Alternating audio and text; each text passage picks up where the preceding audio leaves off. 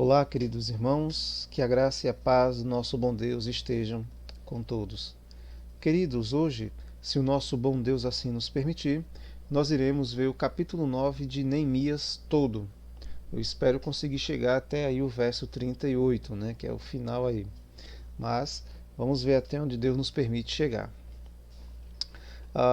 Antes de prosseguirmos, oremos ao nosso bom Deus.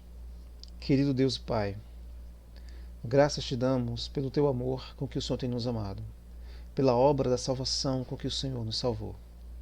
Querido Deus, desde já te pedimos perdão, pois temos sido falhos em nosso serviço, em nossa adoração. Não temos te servido como o Senhor realmente é digno de ser servido. Que o Senhor nos perdoe, que o Senhor nos ajude a sermos mais fiéis, mais apaixonados, que o nosso amor por ti seja mais intenso e mais expressivo. Querido Deus, oramos também em prol dos irmãos que estão enfermos, dos irmãos que estão sofrendo, irmãos que estão passando por momentos difíceis. Que o Senhor os anime, que o Senhor os encoraje. Te pedimos humildemente que teu Santo Espírito nos auxilie essa noite na compreensão da tua palavra, que nós possamos ter uma clareza, que nós possamos realmente sermos afetados a tal ponto, constrangidos a tal ponto pela tua palavra, que haja em cada um de nós um despertar, Pai. Aviva-nos, desperta-nos, para que nós possamos te servir com mais fidelidade. Amado Deus, recebe essa oração em nome do Senhor Jesus. Amém. Queridos, semana passada nós vimos o poder transformador da palavra de Deus. Nós vimos que sem as Escrituras é impossível acontecer um avivamento. Presenciamos a nação com fome da palavra. Nós vimos que houve uma dedicação e uma procura intensa em conhecer as Escrituras. Vimos também que isso trouxe mudanças visíveis no povo e na liderança. Eles queriam mais de Deus. Eles buscaram mais o Senhor. E isso trouxe, irmãos, mudanças profundas em suas vidas. Vimos a importância da centralidade da palavra de Deus. As Escrituras na igreja, as Escrituras ela não tem um papel secundário, mas principal. Pois é ela quem norteia a vida da igreja. Ela é o nosso padrão de fé e prática. Ela não deve ser apenas um enfeite em cima do púlpito ou um acessório que carregamos debaixo do braço. Mas ela tem que ser lida, ela tem que ser explicada e aplicada.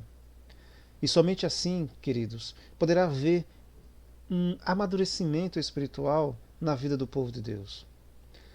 Aqui no capítulo 9, continuaremos a ver as mudanças causadas pelo entendimento correto das Escrituras. Continuaremos a ver a transformação que a palavra de Deus traz. Queridos, como são muitos os versos, são 38 versos, eu não vou ler eles todos na íntegra. Eu vou lendo eles aos poucos, conforme a gente vai avançando aqui na exposição. Então, de início, irei ler com os irmãos aqui do verso 1 até o verso 3. Diz assim a palavra de Deus. No dia 24 do mês, os israelitas se reuniram, jejuaram, vestiram pano de saco e puseram terra sobre a cabeça. Os que eram da ascendência israelita tinham se separado de todos os estrangeiros. Levantaram-se nos seus lugares, confessaram seus pecados, a maldade dos seus antepassados. Ficaram onde estavam e leram um livro da lei do Senhor, do seu Deus, durante 3 horas, e passaram outras 3 horas confessando e adorando o Senhor, o seu Deus. Queridos, nos versos de 1 a 3 nós vemos o quebrantamento do coração do povo mediante o entendimento da palavra de Deus. Mas isso não aconteceu do dia para a noite. O povo já estava há quase um mês dedicados à leitura das Escrituras. Eles haviam dedicado seus corações em compreender a lei do seu Deus, e isso trouxe mudanças profundas em suas vidas. O verso 1 ainda nos informa que eles se reuniram Eles jejuaram e vestiram pano de saco e puseram terra sobre a cabeça. Isso, dentro da cultura deles, era uma forma deles expressarem o quanto que eles estavam com o coração quebrantado diante de Deus. Era uma maneira deles se humilharem perante o Senhor. Mas esse quebrantamento só foi possível depois que eles dedicaram um tempo na leitura da palavra de Deus. Esse quebrantamento de coração não foi resultado de uma visão, não foi resultado de um sonho, mas foi resultado da compreensão correta das Escrituras. Se cada um de nós, queridos irmãos, queremos de fato provar de um verdadeiro avivamento em nossas vidas, em nossa igreja, nós precisamos nos dedicar na leitura das Escrituras. Precisamos dedicar o nosso coração a compreendê-la, ensiná-la e aplicá-la. Eu entendo que a maior parte da dificuldade no meio do povo de Deus é que não há uma procura pelas Escrituras. Não há um interesse em conhecer a Deus de uma forma mais íntima, mais pessoal. E não há uma preocupação em se aprofundar cada vez mais no relacionamento com Deus. Infelizmente, a palavra de Deus foi trocada pelas experiências.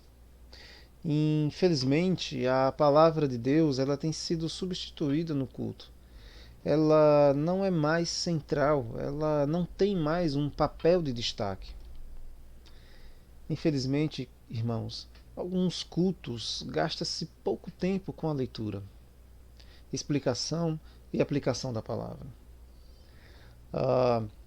Muitas das vezes se gasta no culto 1 hora para a oração, 1 hora para os louvores, 1 hora para os testemunhos e apenas uns 15 a 20 minutos para a pregação da palavra. Nós já aprendemos que o que a igreja precisa para crescer é da palavra de Deus. Ela deve ser primordial na igreja. Eu entendo que a maior parte do culto deve ser gastado com a leitura, explicação e a aplicação das Escrituras. É o que nós estamos vendo aqui em Neemias, a gente viu isso no capítulo 8. Teve oração, teve louvores, mas o principal era a palavra de Deus. A oração e o louvor e os testemunhos têm seu papel importante no culto, mas eles jamais podem substituir a pregação da palavra de Deus, pois é a palavra quem bate de frente com a gente, quem expõe, denuncia os nossos pecados e nos conduz ao arrependimento. O Evangelho é o poder de Deus para a salvação de todo aquele que nele crer. O verso 2 nos informa que todo esse tempo gasto na leitura da palavra os levou ao caminho da santidade. Eles se afastaram de todos aqueles que eram estrangeiros, daqueles que não temem ao Senhor e que de alguma forma os estavam influenciando a se desviarem dos retos e justos caminhos de Deus.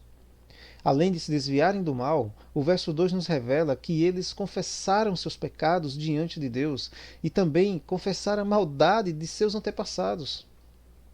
Queridos irmãos, essa é uma prática esquecida.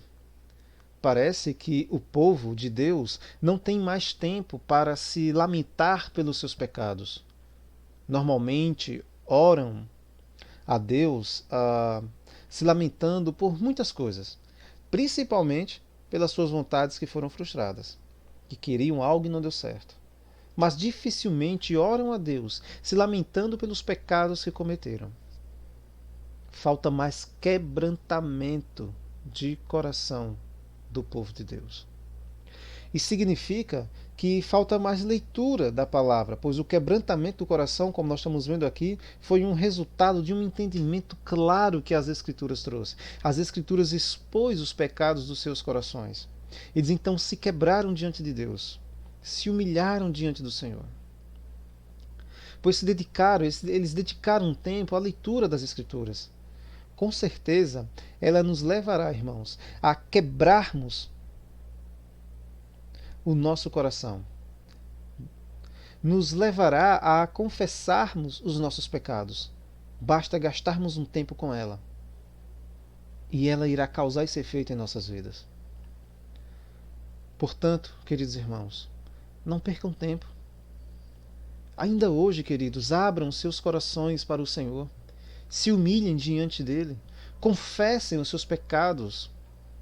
Se convertam, queridos, dos seus maus caminhos. Lembrem-se que ainda dá tempo de se reconciliarem com Deus, de acertar a vida com Ele. O caminho ainda está acessível por meio do Senhor Jesus Cristo. Não endureçais o vosso coração ao ouvirem a voz de Deus. O verso 3, queridos, nos informa que, nesse dia, eles gastaram um período de 3 horas com a leitura da palavra e 3 horas confessando os seus pecados e adorando ao Senhor. Como nós vimos, eles passaram quase um mês se dedicando à leitura das Escrituras. E o resultado foi extraordinário. Que o Senhor nos dê, queridos, um coração assim, completamente apaixonado por Deus, dedicado ao Senhor, compromissado com a palavra. Dos versos 4 a 5 diz o seguinte: de pé, na plataforma, estavam os levitas Jesua, Banim, Cadamiel, Sebanias, Bani, Buni, Serebias, Bani e Kenani, que em alta voz clamavam ao Senhor, ao seu Deus. E os levitas Jesua, Cadamiel, Bani, as Abneias, Serebias, Odias, Sebanias e Petaías conclamavam o povo, dizendo: levantem-se e louvem o Senhor seu Deus, que vive para todo sempre. Bendito seja o teu nome glorioso, a tua grandeza está acima de toda expressão de louvor. Nesses versos nós vemos que os levitas se prepararam para orar. E nessa oração eles louvam o Senhor, eles exaltam a Deus o Criador, o Deus soberano. Depois de lerem as Escrituras, eles reconheceram quanto que são pequenos diante de Deus, mas também reconheceram a grandeza do Criador. Queridos, será que nós temos uma perspectiva correta a respeito de Deus? Será que de fato entendemos a grandeza do nosso Senhor? O verso 6 nos é dito o seguinte: só tu és o Senhor. Fizestes os céus e os mais altos céus, e tudo o que neles há, a terra e tudo o que nela existe, os mares e tudo o que neles existe. Tu destes vida a todos os seres, e os exércitos dos céus te adoram. Querido, eles exaltam a Deus como Criador.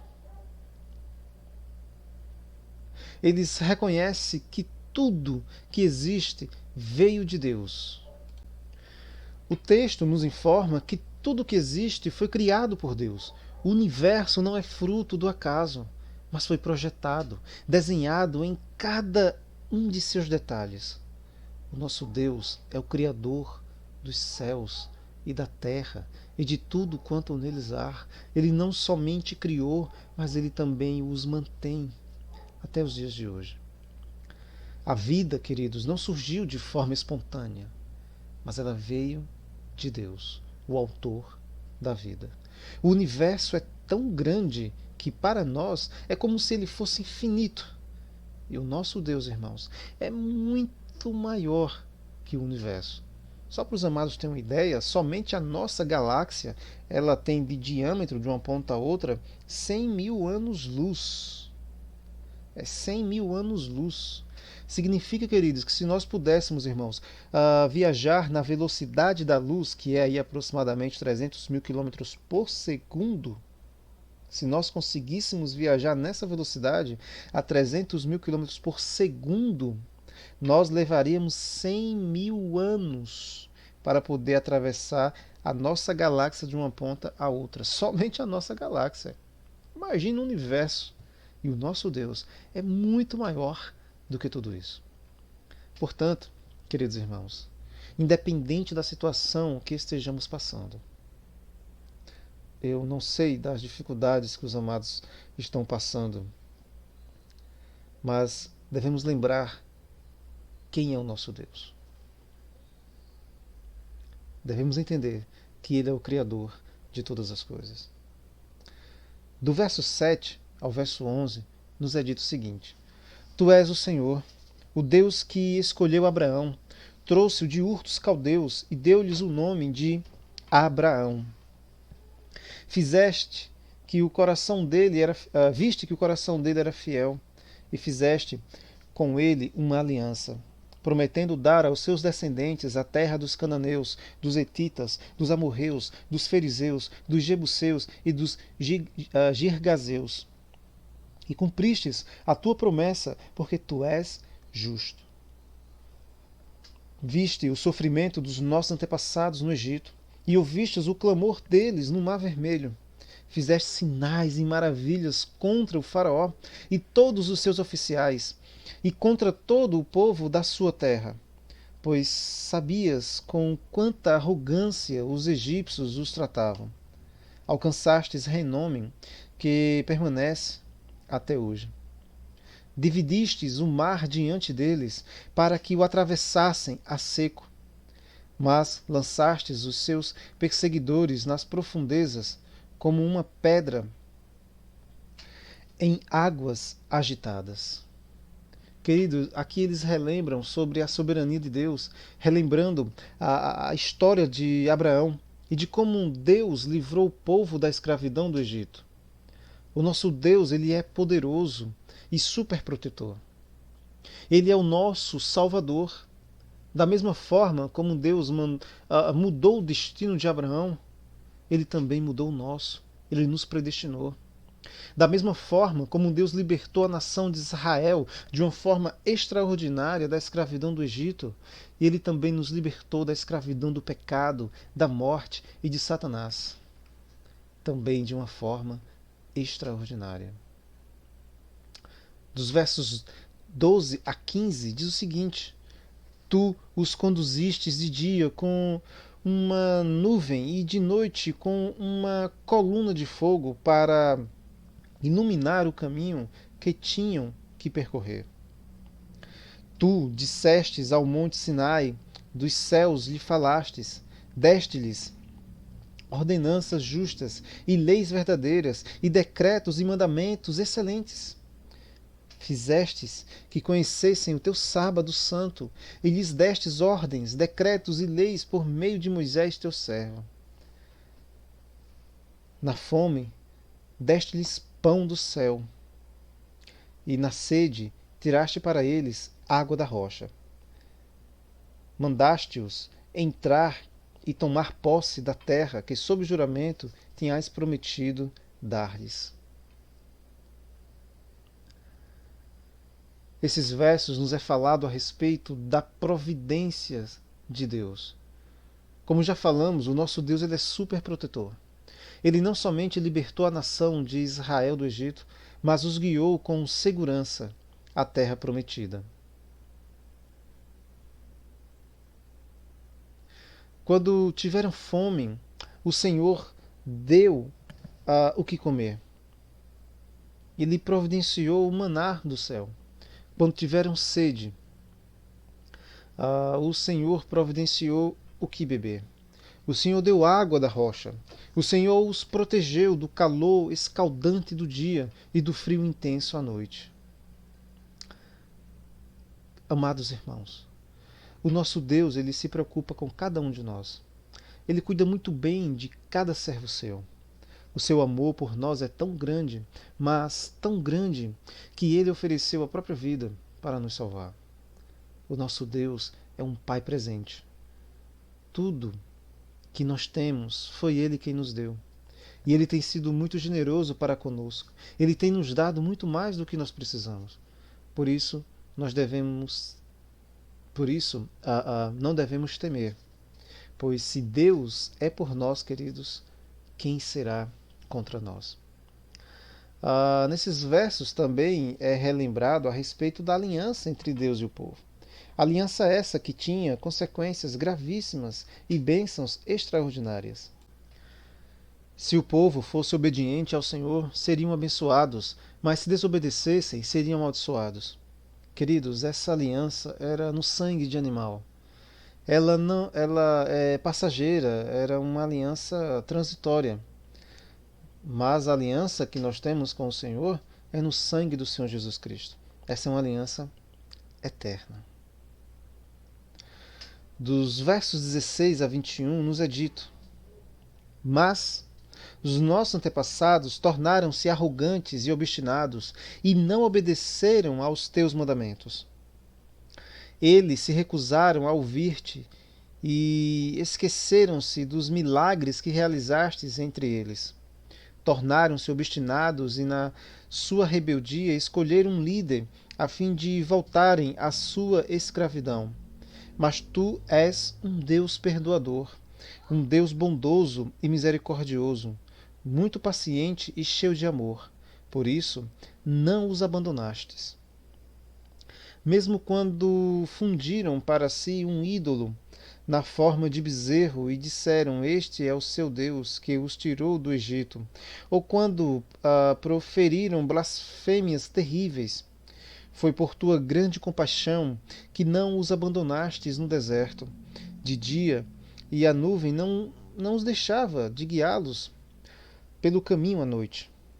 Deixava a coluna de fogo, não deixava de brilhar sobre o caminho que deviam percorrer.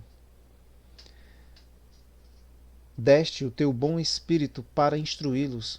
Não retivestes o teu maná que os alimentava, e deste-lhes água para matar a sede. Durante 40 anos tu os sustentastes no deserto. Nada lhes faltou. As roupas deles não se gastaram, nem os seus pés ficaram inchados. Nesses versos nos é falado a respeito da fidelidade de Deus. O texto nos mostra, queridos, a rebeldia do povo contra Deus. O povo se recusou a obedecer o Senhor. Mas diante da incredulidade do povo, da rebeldia do seu coração, o Senhor demonstrou sua compaixão, a sua misericórdia e permaneceu fiel ao povo. O Senhor não abandonou o povo, mesmo eles não querendo saber de Deus. Mesmo com a dureza do coração da nação, o Senhor não deixou faltar nada. O Senhor não deixou faltar o pão que os alimentavam, a água que os saciava, a coluna de nuvem que trazia um refrigério pelo dia e a coluna de fogo que os aquecia à noite. Portanto, queridos irmãos, o nosso Deus é longânimo. Não pensem que o seu pecado o afastou para sempre de ti. Não pense que Deus deixou de amá-lo porque você tem falhado. A misericórdia do nosso Deus dura para sempre. Mas é preciso consertar as coisas com Deus. É preciso abandonar o pecado e buscar a reconciliação com Ele. Pois o nosso Deus é santo e justo. Portanto, se anime, querido irmão. Levante-se, não fuja de Deus, mas corra na direção dele. Lembre-se que Ele jamais irá te abandonar. Ele não te deixará jamais. Dos versos 21, do verso 22 a 31 nos é dito. Lembrando que aqui é a oração, dos levitas, queridos. Deste-lhes reinos e nações, cuja terra repartistes entre eles. Eles conquistaram a terra de Seom, rei de Esbom, e a terra de Og, rei de Bazã.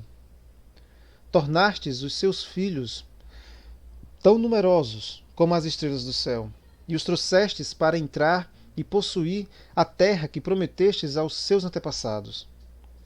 Seus filhos entraram e tomaram posse da terra.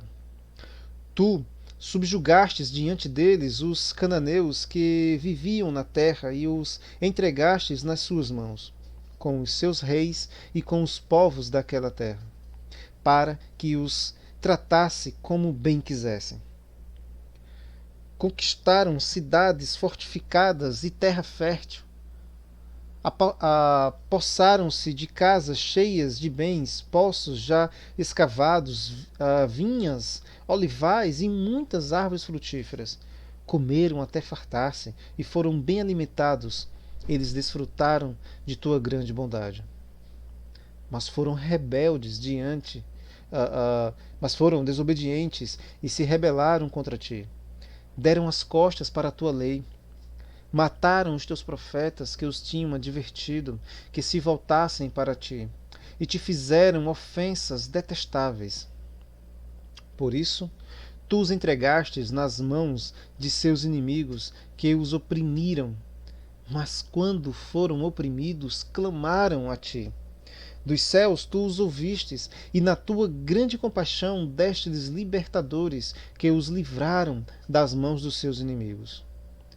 Mas, tão logo voltavam a ter paz, de novo faziam o que tu reprovavas. Então os abandonavas às mãos dos seus inimigos, para que dominassem sobre eles. E quando novamente clamavam a ti dos céus, tu os ouvias, e na tua compaixão os livravas, vez após vez. Tu os advertistes que voltassem à tua lei, mas eles se tornaram arrogantes e desobedeceram os teus mandamentos. Pecaram contra as tuas ordenanças, pelas quais o homem vive, se lhes obedece. Com teimosia te deram as costas, tornaram-se obstinados e recusaram-se a ouvir-te. E durante muitos anos fostes paciente com eles. Mediante o teu espírito os advertistes por meio dos teus profetas. Contudo, não te deram atenção, de modo que os entregastes nas mãos dos povos vizinhos. Graças, porém, à tua grande misericórdia, não os destruístes, nem os abandonastes, pois és Deus bondoso e misericordioso. Irmãos, nesses versos nos fala um pouco mais da bondade de Deus. O texto abrange o período dos juízes e reis e nos mostra como que Deus foi bondoso para com eles, lhes dando vitória e conquistando a terra. No final do verso 25, diz que eles desfrutaram da grande bondade de Deus. E em seguida, no verso 26, nos é dito que eles pecaram contra Deus, que eles foram desobedientes, rebeldes, eles recusaram ouvir a voz de Deus. Por conta da dureza do coração deles, o Senhor os castigou, permitindo que outros povos os tornassem escravos. Mas o Senhor não os abandonou. Quando o povo clamou ao Senhor pedindo socorro, o Senhor os libertou dos inimigos. Mas quando o povo estava em segurança novamente, tinha paz, eles outra vez voltaram a pecar contra o Senhor. O verso 30, por exemplo, nos informa que Deus foi paciente durante muitos anos com o povo e que, mediante o Espírito Santo, Deus os advertiu por meio dos profetas, mas o povo recusou a ouvir. O verso 31 nos informa que o povo só não foi destruído graças à grande bondade e à misericórdia de Deus. O que nós estamos vendo, irmãos, é com clareza a resposta natural do homem à bondade de Deus. A natureza do homem, por ser inclinada ao mal, ela responde dessa forma. Ela é ingrata, né? Na oração, eles estão aqui relembrando, ao mesmo tempo em que eles mostram a bondade, a fidelidade de Deus, eles mostram a ingratidão do povo para com esse Deus. Os versos 32 a 38 nos diz o seguinte: Agora, portanto, nosso Deus, ó Deus grande, poderoso e temível, fiel à tua aliança e misericordioso, não fiques indiferente a toda a aflição que veio sobre nós, sobre os nossos reis e os nossos líderes, sobre os nossos sacerdotes e profetas, sobre os nossos antepassados e sobre todo o teu povo, desde os dias dos reis da Síria até hoje. Em tudo o que nos aconteceu, fostes justos, agistes com lealdade, mesmo quando fomos infiéis. Nossos reis, nossos líderes, nossos sacerdotes e nossos antepassados não seguiram a tua lei, não deram atenção aos teus mandamentos, nem às advertências que lhes fizeste. Mesmo quando estavam no reino deles, desfrutando da tua grande bondade na terra espaçosa e fértil que lhes destes, eles não te serviram nem abandonaram os seus maus caminhos. Vê, porém, que hoje somos escravos, escravos na terra que destes aos nossos antepassados, para que usufruíssemos dos seus frutos e das outras boas coisas que ela produz. Por causa de nossos pecados, a sua grande produção pertence aos reis que puseste sobre nós. Eles dominam sobre nós e sobre os nossos rebanhos, como bem lhes parece. É grande a nossa angústia. Em vista disso tudo, estamos fazendo um acordo por escrito e assinado por nossos líderes, nossos levitas e nossos sacerdotes. Irmãos, nós vemos aqui o fim da oração. Depois de relembrarem o passado da nação, de como Deus foi bondoso para com eles e de como o povo foi rebelde continuamente contra a bondade de Deus, eles olham para a situação atual em que eles se encontram ainda, escravos da Síria, e apelam para a misericórdia de Deus. Em nenhum momento eles culpam a Deus ou se dizem serem inocentes. Eles reconhecem que os seus antepassados pecaram. Eles reconhecem que eles pecaram contra o Senhor, que a nação é culpada e que o castigo de Deus é justo.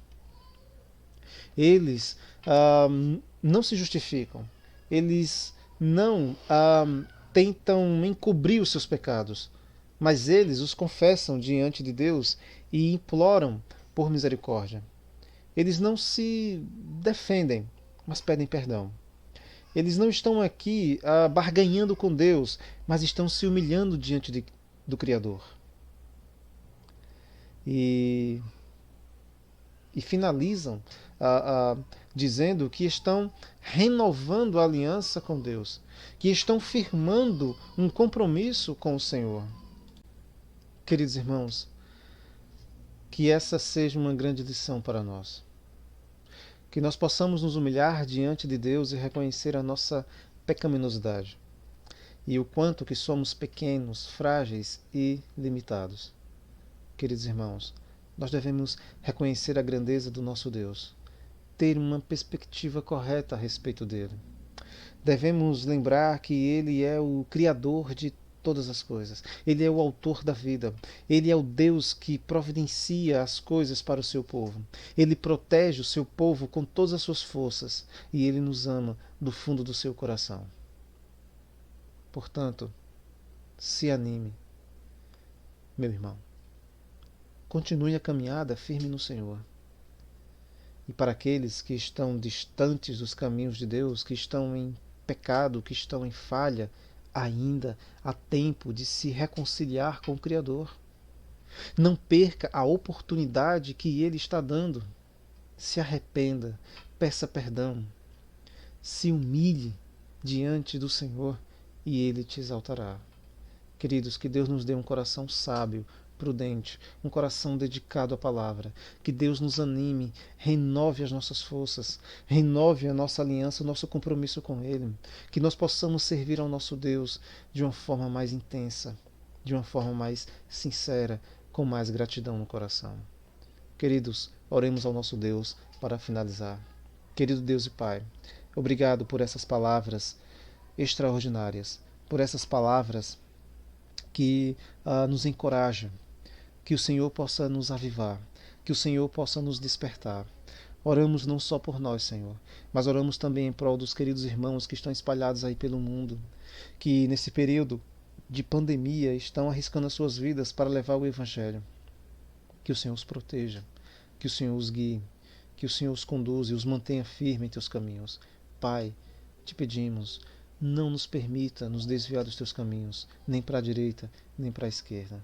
Nos mantém firme, Pai, pois teus caminhos são maravilhosos demais para nós. Querido Deus, recebe essa oração, em nome do Senhor Jesus. Amém.